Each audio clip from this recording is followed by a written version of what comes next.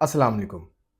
अक्सर पेरेंट्स की तरफ से ये कंप्लेंट सुनने को मिलती है कि हमारा बच्चा 1 साल से बड़ा हो चुका है, लेकिन ये दूध के अलावा कुछ भी नहीं खाता-पीता, दूध के अलावा किसी चीज़ को मुँह नहीं लगाता।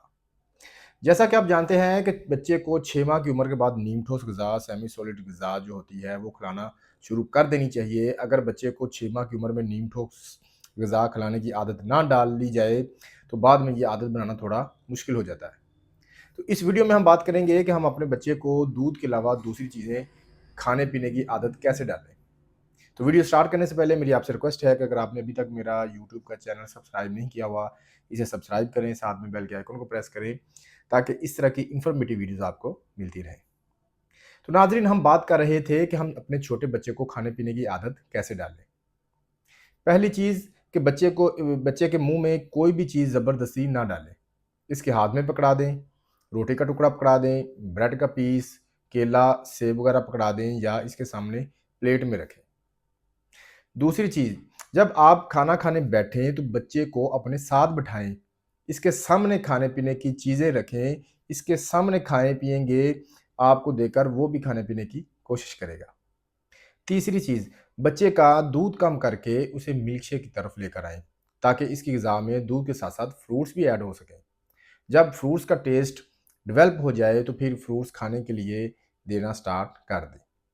चौथी चीज़ ये कि बच्चा जब दूध माँगे तो इसे दूसरी चीज़ें पहले खाने-पीने के लिए ऑफ़र करें।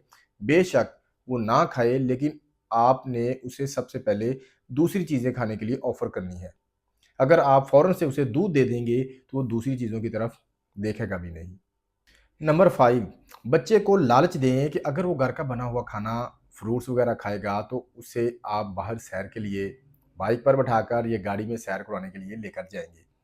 इससे भी बच्चे के अंदर खाने-पीने की आदत वाली जो आपकी बात मानने की आदत है ना, वो डेवलप होगी। बच्चे के अंदर एक लालच आएगा कि उसे जब वो घर का खाना खाएगा तो उसे आप सैर के लिए लेके जाएँगे।